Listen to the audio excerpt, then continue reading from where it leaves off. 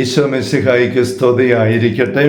ഈശ്വരന്റെ സ്നേഹിക്കപ്പെട്ട സഹോദരരെ, ഭൂതോച്ചാടന അനുഭവ പാഠങ്ങളുടെ 79ാമത്തെ സെഷനിലേക്ക് ഈശോയുടെ നാമത്തിൽ ഹൃദ്യമായ സ്വാഗതം.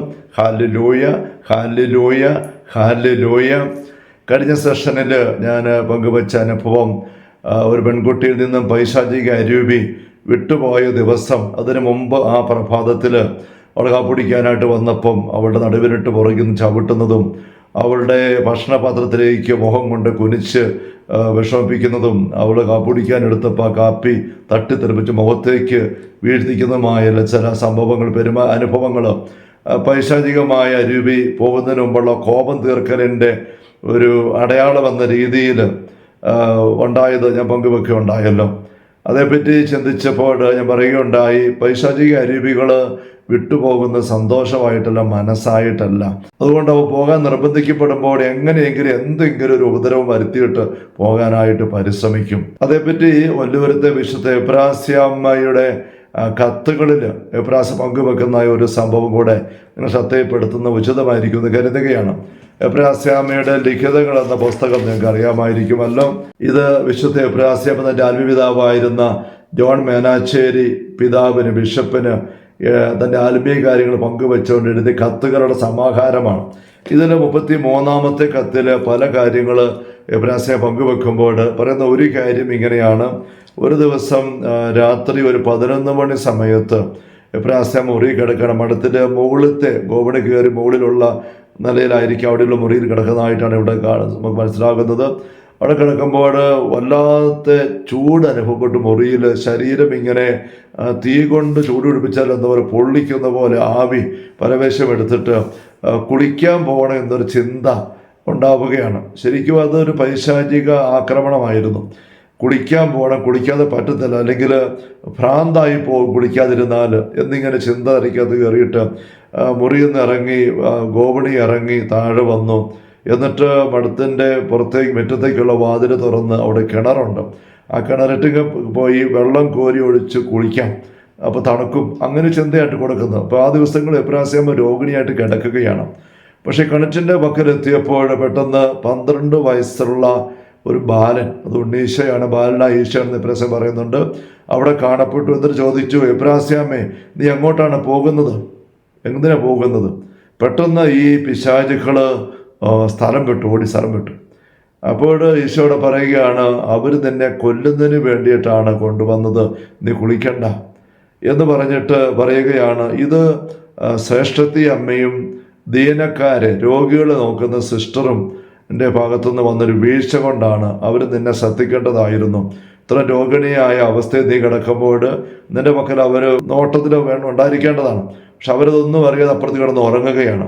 അതുകൊണ്ട് പോകുന്നതിന് മുമ്പ് ഈശോ ഒരു അടയാളം പറഞ്ഞിട്ട് പോവുകയാണ്, നിങ്ങൾ വളരെ ഓമനിച്ച് കരുതിയിരിക്കുന്നതായ പശുക്കിടാവ് ഇവിടെ തന്നെ ചത്ത് കിടക്കുന്നതായിട്ട് കാണും. അപ്പോൾ ആ ദിവസങ്ങളിൽ അവിടെ കന്നുകാലിക്കൂട്ടിൽ പശുക്കിടാവ് ഉണ്ടായിട്ടുണ്ടാവും. അതിനെ കാര്യമായിട്ടായിരിക്കും സിസ്റ്റേഴ്സ് കരുതിയിരിക്കുന്നത്. ചത്ത് കിടക്കുന്നതായിട്ട് കാണും. അത് ഒരു അടയാളമാകുന്നതിന് വേണ്ടിയിട്ടാണ് കൂടുതൽ സൂക്ഷ്മം ഉണ്ടാക്കാൻ വേണ്ടിയിട്ട് എന്ന് പറഞ്ഞ് ഈശോ പെട്ടെന്ന് മറഞ്ഞു. അപ്പോൾ അവിടെ വീണ് കിടന്നുകൊണ്ട് എബ്രാസ്യാമ്മ ഒരു പ്രത്യേക രീതിയിൽ ഇങ്ങനെ സ്വരം പിച്ചും പെയ്യും പോലെ ഉച്ചത്തിൽ കാറി. അത് കേട്ടുകൊണ്ട് അപ്പുറത്ത് ഉറങ്ങി കിടന്നിരുന്ന ശ്രേഷ്ഠത്തി അമ്മയും അല്ലെ മദറും രോഗികളെ നോക്കുന്ന സിസ്റ്ററും ഒക്കെ ഉണർന്ന് എണീറ്റ് അന്വേഷിച്ച് വന്ന് എബ്രാസ്യാമ്മ കണ്ടുപിടിച്ച് അകത്ത് കയറ്റിക്കൊണ്ട് പോയി എന്ന് വായിക്കുകയാണ്. എന്നിട്ട് എബ്രാസ്യാമ്മ പറയുകയാണ്, അത് ദിവസത്തേക്ക് എബ്രാസ്യാമ്മ ബോധമില്ലായിരുന്നു, അതുപോലെ രോഗിണിയായിരുന്നു. പിന്നീട് ബോധം തെളിഞ്ഞ് വന്നപ്പോൾ മഠത്തിൽ പറയുന്നത് കേട്ടു, ആ പശുക്കിടാവ് ചത്തുപോയി എന്ന്. അപ്പോൾ ഇങ്ങനെ ഒരു സംഭവം എബ്രാസ്യാമ്മ പങ്കുവെക്കുമ്പോൾ ഈ പശുക്കിടാവ് ചത്തുകിടക്കുന്ന കാണുമെന്ന് ബാലനായ ഈശോ പറഞ്ഞു. അത് ഒരു അടയാളമാകുന്നതിന് വേണ്ടിയിട്ടാണ് എന്ന് പറയുന്നുണ്ട്. യഥാർത്ഥത്തിൽ അതെന്തുകൊണ്ടാണ് ആ പശുക്കിടാവ് ചത്തുപോയത്? അത് ഈശോ ആ പശുക്കിടാവിനെ കൊന്നതാണോ? ദൈവം ഒരിക്കലും ഒന്നിനെ കൊല്ലുകയല്ലെന്ന് നമുക്കറിയാം. കൊല്ലുന്നത് പിശാചാണ്. പിശാച് കൊലപാതകയാണ് ആദ്യം മുതലേ. നമ്മൾ യോഹന്നാന്റെ സുവിശേഷം 8-44 വായിക്കുന്നുണ്ടല്ലോ. കള്ളന് വരുന്ന കൊല്ലാനും നശിപ്പിക്കാനും ചിതറിക്കാനുമാണ്. യോഹന്നാൻ 10-10 വായിക്കുന്നുണ്ട്. അതുകൊണ്ട് ഒരു പശുക്കിടാവാണെങ്കിൽ പോലും അത് ചാകുമ്പോൾ അതിൻ്റെ പുറകിൽ കാരണമായിട്ട് നമുക്ക് സ്വാഭാവികമായി മനസ്സിലാക്കാൻ പറ്റുന്ന കാര്യങ്ങൾ ഉണ്ടെങ്കിൽ അങ്ങനെ അതൊന്നുമില്ലാത്ത രീതിയിൽ അങ്ങനെ ഒരു മരണനാശം ഉണ്ടാകുമ്പോൾ അതിൻ്റെ പുറകിൽ പൈശാചികമായി കഴിഞ്ഞ് നമ്മൾ സംശയിക്കേണ്ടതായിട്ടുണ്ട്. ഈശോ പറയും നമുക്കറിയാലോ, മത്തായി 10 പറയുന്നുണ്ടല്ലോ, ഒരു കുരു പോലും ഒരു സ്വർഗസ്വനായ പിതാവ് അറിയാതെ നിലത്ത് വീഴില്ല. അത്രയും ദൈവത്തിൻ്റെ പരിപാലന പുല്ലിന് പോലും മത്തായി 6 വായിക്കുന്നുണ്ട്, 25 വായിക്കും, വലിയ പുല്ലിനെ പോലും ദൈവം അലങ്കരിക്കുന്നുണ്ട്. അങ്ങനെ പരിപാലിക്കുന്ന ദൈവം ഒരിക്കലും ഒരു പശുക്കിടാവിനെ കൊന്നിടുകയില്ല. അപ്പോൾ അത് കൊല്ലപ്പെട്ട് ചത്ത് കിടക്കുന്ന കണ്ടു. അതെങ്ങനെ സംഭവിച്ചു? ഈ പൈശാചിക അരൂപികൾ എബ്രാസ്യാമ്മയെ കിണറ്റിൽ തള്ളിയിട്ട് കൊല്ലാനായിട്ടാണ് രാത്രി കൊണ്ടുപോയത്. അപ്പോൾ എബ്രാസ്യാമ്മയെ കിട്ടിയില്ല. ഈശോ നേരെ അവിടെ ഇടപെട്ടു. അങ്ങനെ ഇടപെട്ടത് കൊണ്ട് ആ പിശാചുക്കൾക്ക് നാണം കെട്ട് പോകേണ്ടി വന്നു. ആ പോകുന്ന പോക്കിൽ അവരുടെ കോപം തീർത്തതാണ് ഈ പശുക്കിടാവിനെ കൊന്നു കളയുന്നത്. അത് ഈശോ അറിഞ്ഞു, പക്ഷേ അത് തടഞ്ഞില്ല. കാരണം അത് പിശാചുക്കളുടെ കോപം തീർക്കുന്നു.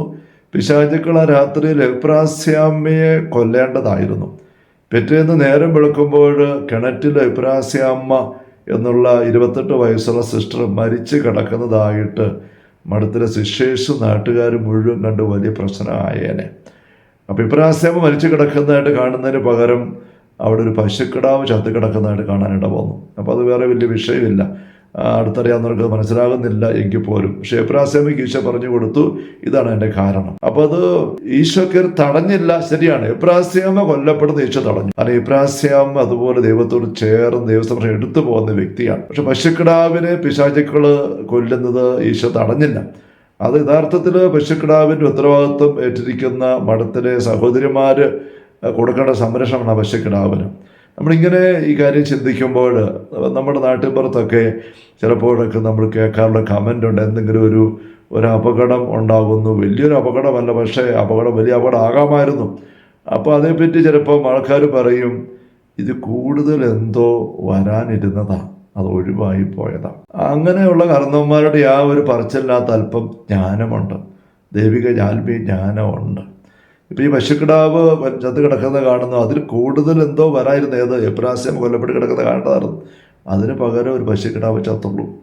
അപ്പോൾ നമ്മുടെയൊക്കെ ജീവിതത്തിൽ ചില വലിയ ആക്രമണങ്ങൾ പൈശാചികൾ ഒരുക്കി കൊണ്ടുവന്നിട്ടത് പ്രയോഗിക്കാൻ നോക്കുമ്പം അത് വിജയിക്കുന്നില്ല. ഒരുപക്ഷെ നമ്മുടെയൊക്കെ പ്രാർത്ഥന, കാരണവന്മാരുടെയൊക്കെ പ്രാർത്ഥന, വിശുദ്ധമായ ജീവിത ചിട്ട, ആത്മജീവിതത്തിൻ്റെ കരുത്ത്, അങ്ങനെയൊക്കെയുള്ള കാരണങ്ങളാൽ പിശാചുക്കൾ ഉദ്ദേശിക്കുന്ന പോലെയുള്ളൊരു വലിയ അപകടം, ഒരു മരണം അല്ലെങ്കിൽ ചില ദുരന്തം വരുത്തി വെക്കാൻ പറ്റാതെ വരുമ്പോൾ അവർ എന്തെങ്കിലും ഒന്ന് കാട്ടിയിട്ട് പോകാൻ നോക്കും. അതാണ് ഈ കാരണവന്മാർ പറയുന്നത്, ഇത് കൂടുതൽ എന്തോ വരായിരുന്നതായിരുന്നു. കഴിഞ്ഞ സെഷൻ്റെ അവസാനത്ത് ഞാൻ പറഞ്ഞതുപോലെ നമ്മൾ ഒരു ആത്മീയ പോരാട്ടത്തിലാണ് നിരന്തരം.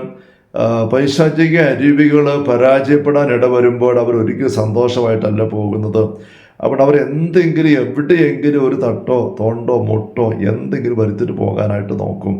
അതിനെ മറികടക്കത്തക്ക രീതിയിലുള്ള ഒരു കരുതൽ അവബോധം നമുക്ക് ഉണ്ടായിരിക്കണം.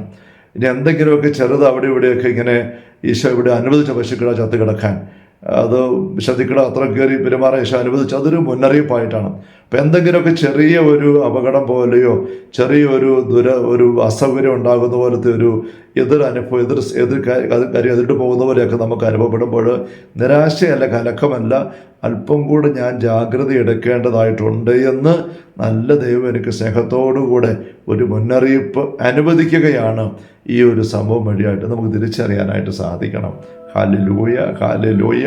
കർത്താവേ യേശു മിശിഹായുടെ സമൃദ്ധമായ കൃപയും അനുഗ്രഹങ്ങളും പിതാവായ ദൈവത്തിൻ്റെ അവർണ്ണനീയമായ സ്നേഹവും പരിശുദ്ധാത്മാവായ ദൈവത്തിൻ്റെ നിരന്തരമായ സഹവാസവും എല്ലാവരുടെയും കൂടെ ഉണ്ടായിരിക്കട്ടെ, ഇപ്പോഴും എപ്പോഴും എന്നേക്കും. ആമേൻ. Ave Maria, Ave Maria, Ave Maria.